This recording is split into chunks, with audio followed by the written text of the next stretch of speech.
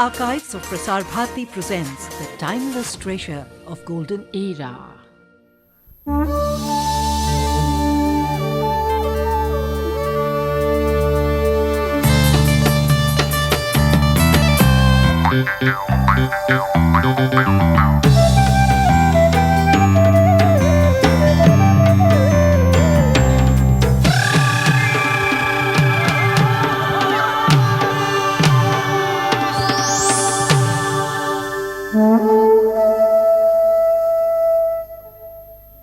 No one has taught them to be eco-friendly, but they are.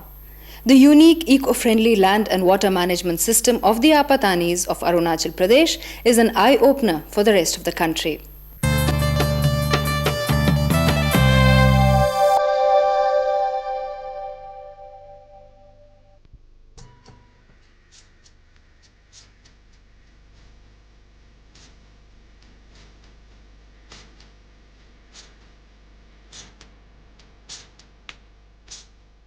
Nestled amidst the eastern Himalayan ranges lies the lush and breathtaking valley of the Apatanis. This archaic and isolated tribe of Arunachal inhabits the central part of Subansiri. For centuries, these simple tribesmen had coexisted with nature in blissful solitude. Tradition confirms their forefathers migrated from highlands and settled in this valley.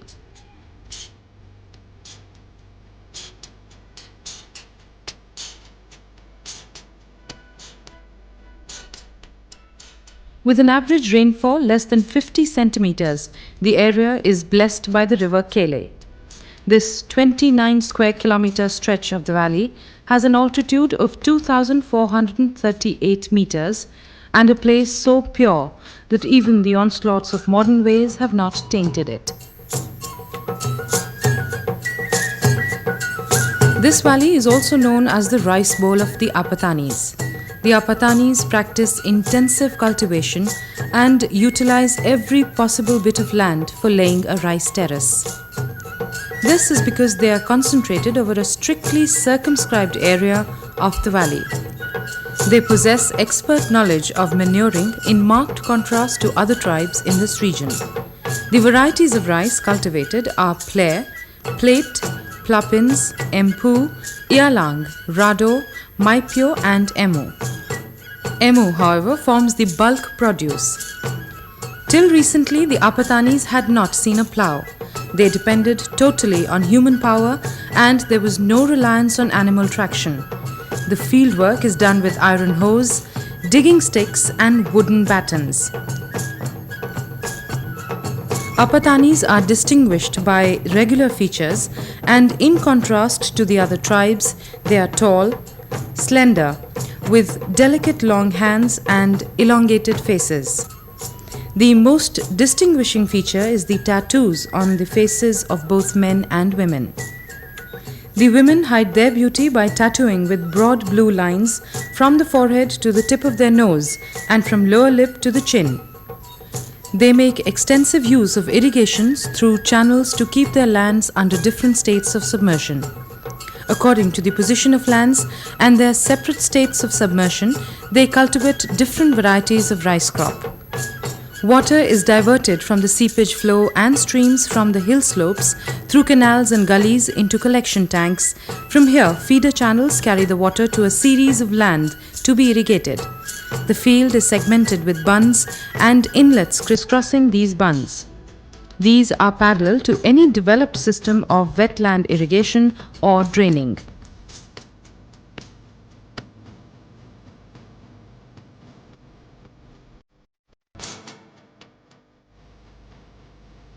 Agricultural land is privately owned.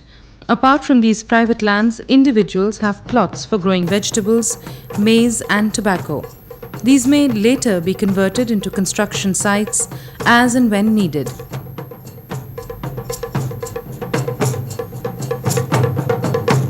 Apart from this, Apatanis also have patches of dry land on high grounds, which are used for growing millet.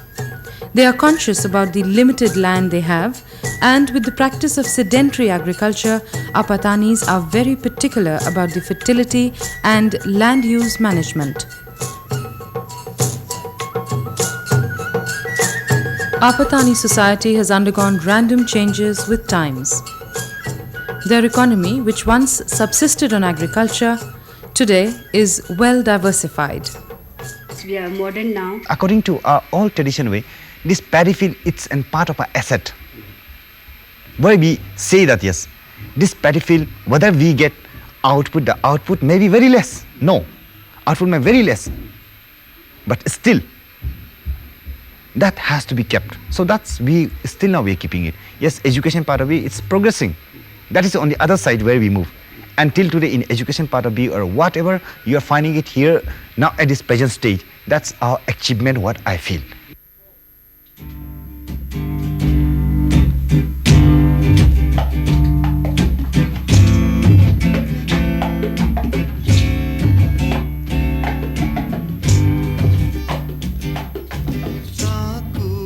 Apatanis are a remarkable blend of socio-economic changes and of age-old cultural affinities.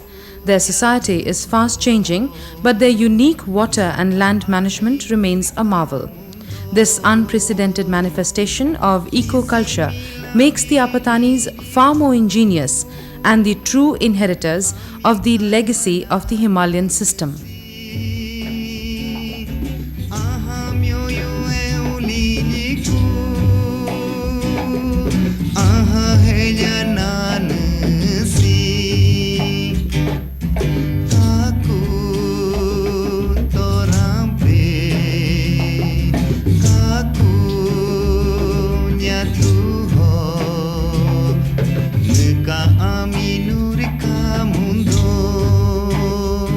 She has the distinction of being the First Lady Mayor of Guwahati.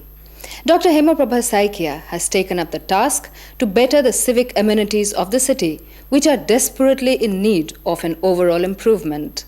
An exclusive interview with Northeast File. After 16 years, the elections to Guwahati Municipal Corporation were held on 16th of May, amidst the controversy over de-reservation and worsening condition of the town. Established in 1974, it was superseded twice by the state government before the completion of its term. Last time this happened in 1982. The elections were seen as a run-up to the assembly elections to be held in 1996. In the end, no clear verdict emerged. Assam Gana Parishad and the Congress bagged 23 seats each, while the Bharatiya Janata Party got 9. In the crucial mayoral election, the BJP abstained from voting, facilitating the victory of Dr. Hemprabha Saikia, the wife of the Chief Minister Hiteshwar Saikia. With a doctorate in political science, she romped home with 27 votes, while her rival, the AGP candidate, fetched 22 out of a total of 50 votes polled. Dr. Hemprabha Saikia is the 4th mayor of Guwahati Municipal Corporation and the first woman to be in the mayor's seat. I am feeling happy, but at the same time, I feel like I am going to take up some very big burden on my shoulder. Guwahati is getting overcrowded by the influx of population from the neighboring areas. The roads are narrow and congested, drains overflow, and waterlogging a common sight.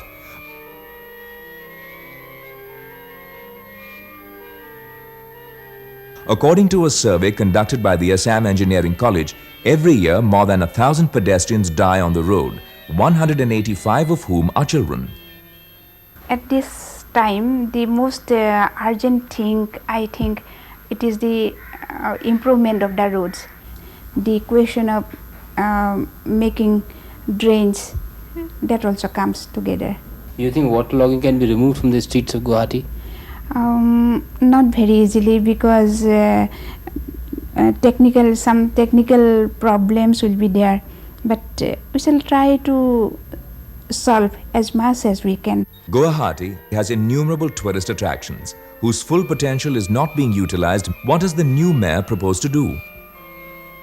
First of all, we shall clean the city first, then we shall take up some development of some tourist spot. That we shall do later on. Do you have a specific message for women and children? My message will be to the women. First of all, they must take care of to the mothers particularly. They should take care of their own children to develop their morality, so that they can become a good citizen in future. You think that you being the Chief Minister's wife, it will help you in carrying out your work as a mayor, or will it hinder it?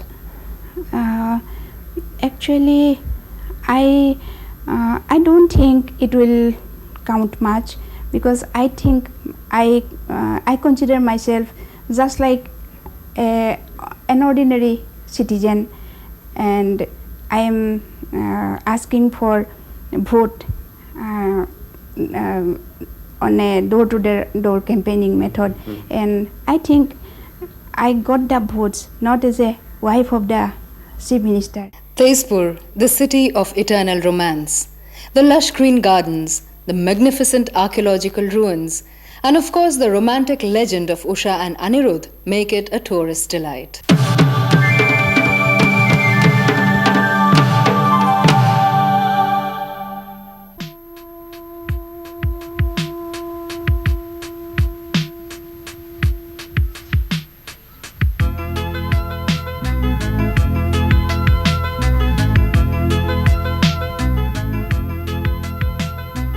Tezpur, fondly called the city of eternal romance by the Assamese, is a place where history, replete with mythology and legend, lies scattered all around.